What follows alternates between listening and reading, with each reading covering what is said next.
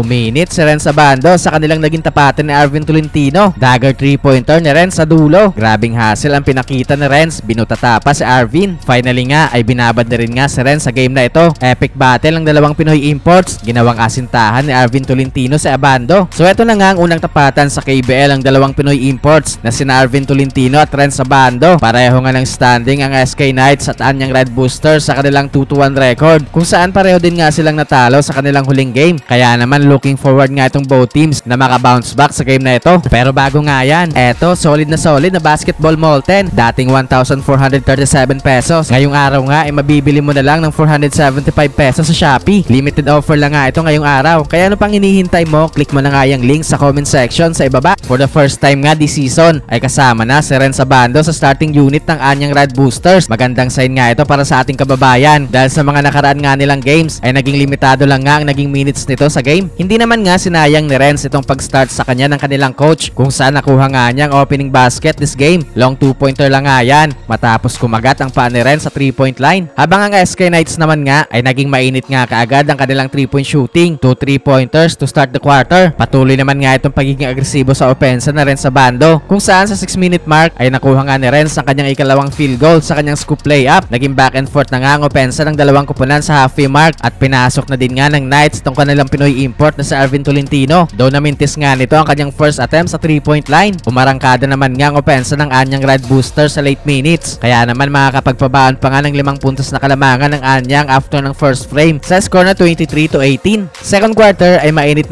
nga kaagad itong simula offensively ng SK Knights. 7-point swing nga ang kanilang ginawa sa early minutes para makuha ang kalamangan sa Anyang. Nakuha na din nga ni Arvin Tolentino ang kanyang first field goal sa kanyang driving layup. Panis nga dyan ang Korean big man ng Red Boosters. Naging back and forth na nga ulit ang opensa ng dalawang kupunan entering the halfway mark. Nakapag-drop pa ng foul sa Arvin sa kanyang pag-drive sa basket kung saan napasok naman nga niya ang kanyang dalawang free throws. Late in the quarter ay biglang to make over nga offensively si Renz Abando. Gandang putback ni Renz sa kanyang sariling mintes at hindi nga nagtagal ay sinundan niya yan ng isang 3-point shot sa fast break. Dahil nga dyan ay umabot na sa double digit itong lamang ng Anyang sa Knights. Naging pamatay sunog naman nga itong elbow jumper ni Arvin Tolentino kung saan ginawa lang nga niya dyan na sintahan si Abando. Bumawi naman nga si Renz sa sumunod na play kung saan this time nga ay nabutata niya na ang tira ni Tolentino. Magtatapos nga ang first half na lamang ng 9 points ang Anyang sa score na 41-32. Third quarter ay tumuloy-tuloy nga ang mainit na opensa ng Anyang Red Boosters. Gandang hustle ni Renz Abando na nagresulta ng fast break points ng Anyang. Na-maintain nga ng Anyang ang kanilang double digit lead sa halfway mark. Another basket para kay Arvin Tolentino. Sa kanya naging basket sa ilalim pero hindi nga makahanap ng spark sa opensa itong kanyang kupunan kung saan patuloy nga paglobo ng kalamangan ng Anyang sa late minutes. Nagkaroon naman nga ng counter run ng SK Knights papatapos ang quarter kaya naman bahagyangan na ibaba sa 3 puntos ng SK Knights ang kalamangan ng Anyang after ng third frame sa score na 54-51. Fourth quarter ay patuloy nga itong paghahabol ng SK Knights sa game na ito. Naging back and forth nga ulit ang opensa ng dalawang kupunan sa early minutes. Patuloy nga itong mainit na opensa ng import ng Anyang na si Johnny O'Brien para basagin itong momentum ng Knights. Nakontrol nga ulit ng Anyang ang game sa halfway mark kung saan na-maintain nga nila ang kanilang kalamangan. Patuloy nga itong pag-take over sa game ni Johnny O'Brien. Nagkaroon pa ng another basket si Renz sa fast break at naging dagger na din nga itong kanyang 3-point shot. Kaya sa huli nga ipanalo ang Anyang Red Boosters.